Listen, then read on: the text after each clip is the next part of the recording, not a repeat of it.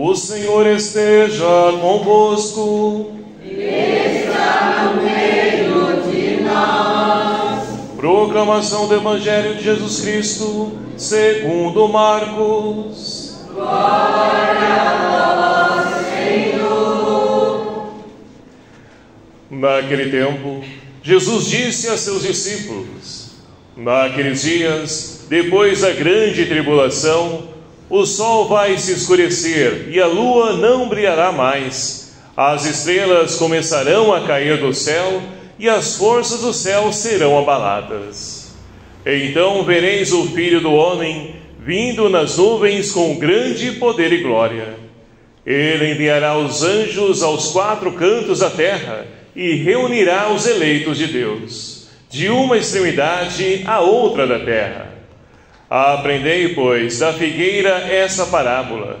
Quando seus ramos ficam verdes e as folhas começam a brotar, sabeis que o verão está perto. Assim também, quando virdes acontecer essas coisas, ficais sabendo que o Filho do Homem está próximo, às portas. Em verdade vos digo, essa geração não passará até que tudo isso aconteça.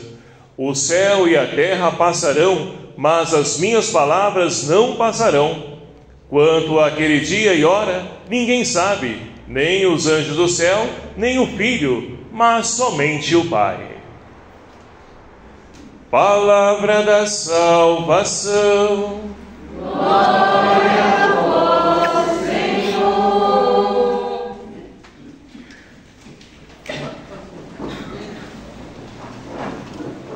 Queridos irmãos e irmãs, louvado seja o nome do nosso Senhor Jesus Cristo. Para sempre seja louvado.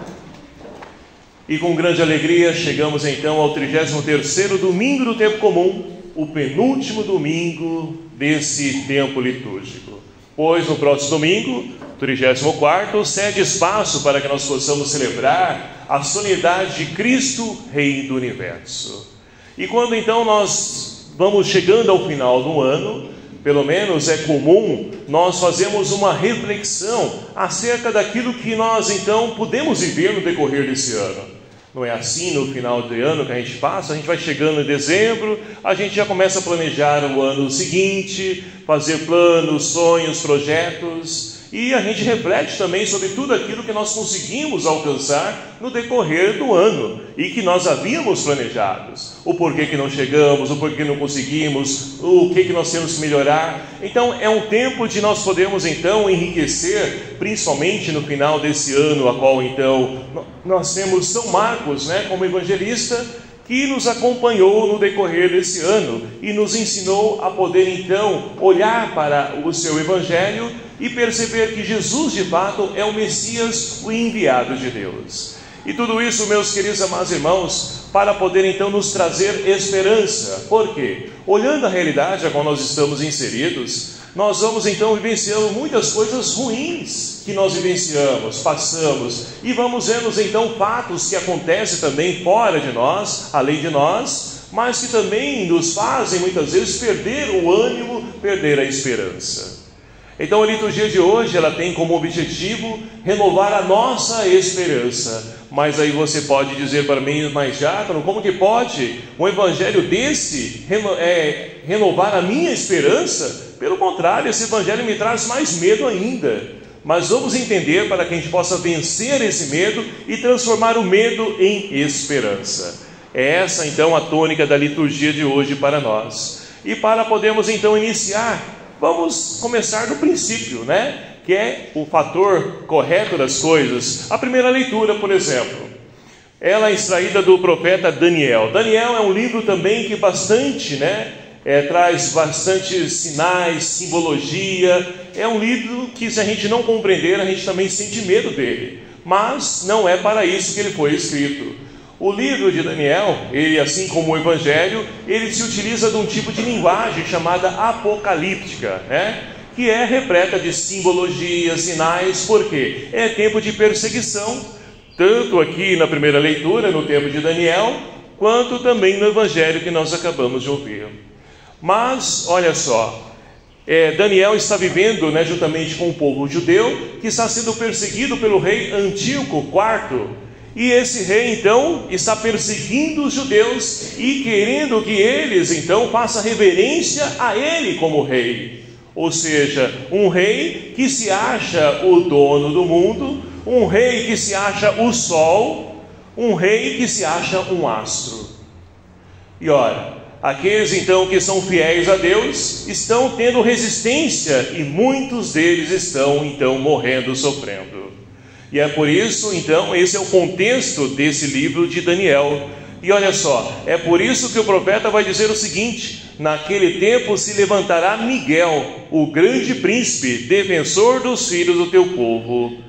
E olha só, será um tempo de angústia como nunca houve então, desde que começaram a existir nações. Então esse é o contexto a qual o povo está vivenciando. Mas olha só, quem é esse Miguel que vai se levantar, né, que vai defender? Ora, nós então que gostamos, né, e temos aquela nossa oração, aquela nossa devoção aos arcanjos ou aos anjos, né? Miguel é o príncipe da milícia celeste, o combatente, aquele que então ele vai batalhar e vencer em favor dos judeus, em favor daqueles que confiam e acreditam em Deus. Então, nós então ouvimos nessa primeira leitura que Deus não abandona o seu povo, mas Ele vai fazer justiça no tempo certo, do jeito dele e na forma dele. E para isso Ele conta então com Miguel. É Ele que vai então batalhar e vai guerrear e vai vencer pelo povo de Israel. E olha só o interessante desse livro, porque é o primeiro livro do Antigo Testamento que vai falar acerca de ressurreição. Olha só o que vem mais embaixo: muitos dos que dormem no pó da terra despertarão para a vida eterna, outros para o opróbrio interno. Ou seja, né, aquele que infelizmente não escolher os caminhos de Deus, aquele que é infiel a Deus, vai sofrer ao fruto da sua escolha. Ou seja, não vai para Deus, e vai para onde? Ora, é claro para nós, né? Então, cada um vai assumir aquilo que escolheu para a sua vida. E aqueles que então adormeceram vão despertar para a vida eterna, a ressurreição. Então, meus queridos amados irmãos, é o primeiro livro, como dizia e repito mais uma vez, que faz menção à ressurreição lá no Antigo Testamento. Então a nossa vida não está fadada a apenas esse plano, essa realidade a qual nós vivenciamos. Nós então, quando perdemos um ente querido, né, no caso da nossa irmã e a família que está celebrando hoje o 7º dia do Senhor Alcides, né? Nós celebramos por quê um 7º dia? Por que nós celebramos, né?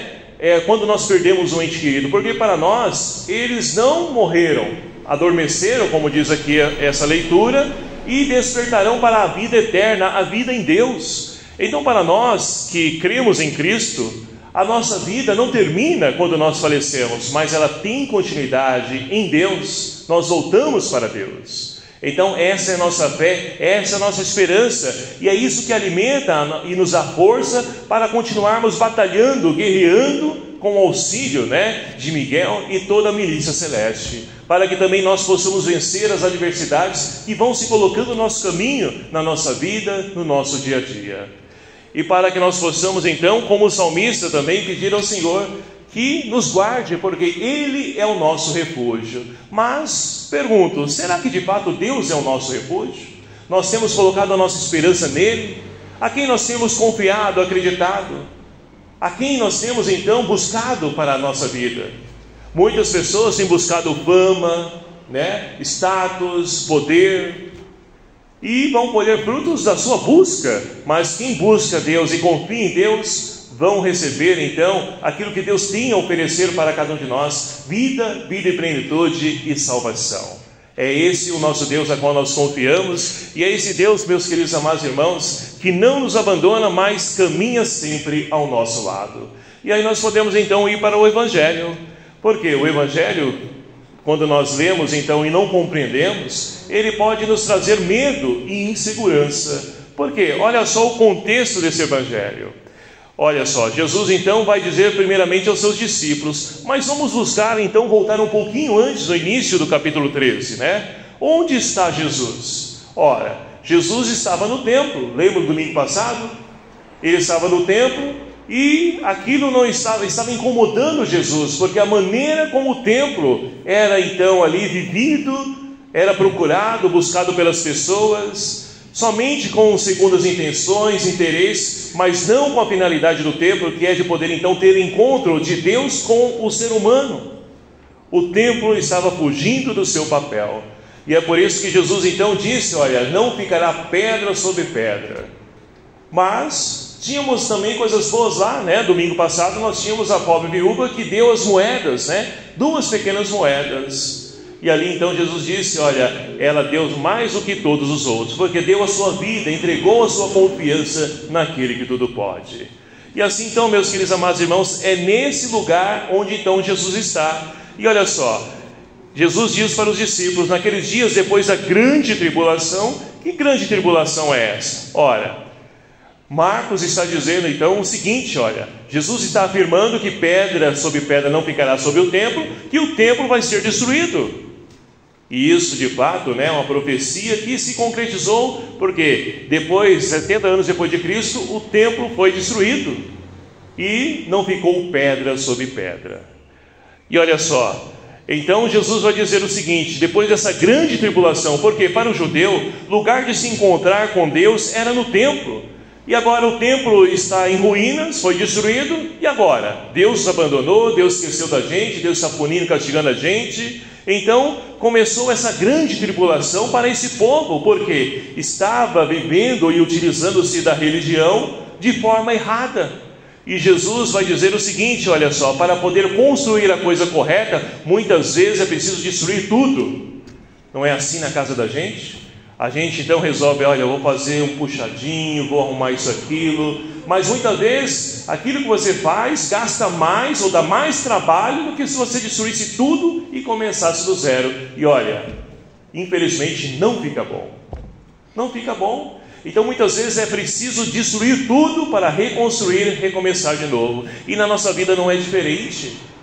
Nós precisamos então muitas vezes, né, deixar ruir a nossa vida, porque muitas vezes nós passamos por tribulação, dor, sofrimento, para punir, Deus castigando, punindo a gente. Não, é para poder recomeçar do zero, fazer de novo, deixar que Deus recrie cada um de nós.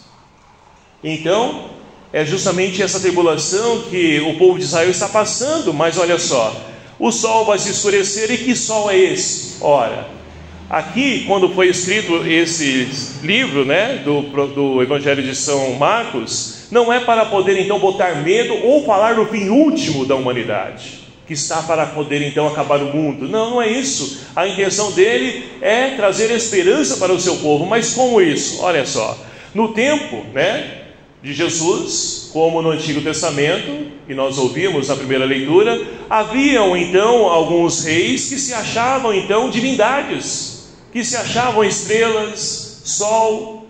Era comum na cultura, né, grega, também no egípcia, o que? Cultuar o sol, a lua, Thor, o deus trovão, né? Então era comum naquele tempo cultuar as divindades. E olha só, daqui a alguns dias nós estaremos celebrando, né, no dia 25, o Natal de Jesus Cristo, né, o nascimento de Jesus Cristo. E por quê? Jesus nasceu de fato dia 25 de dezembro? Não. Nós não sabemos o dia ao certo de que Jesus nasceu, mas por que foi colocado dia 25 de dezembro? Porque era a data em que era cultuado o Deus Sol. E para nós cristãos, quem é o Sol por excelência? O Sol de justiça, que veio habitar em cada um de nós, no meio de nós. É Jesus Cristo. Então foi colocado nessa data para que nós possamos de fato render ali o nosso louvor, a nossa glória ao verdadeiro e autêntico Sol, que é Jesus Cristo. Mas então, voltando ao texto, tinham alguns reis que se achavam então estrelas, sóis. E é difícil a gente falar sóis, né? Porque sol é um só, mas naquele tempo havia várias pessoas que se achavam que era um sol.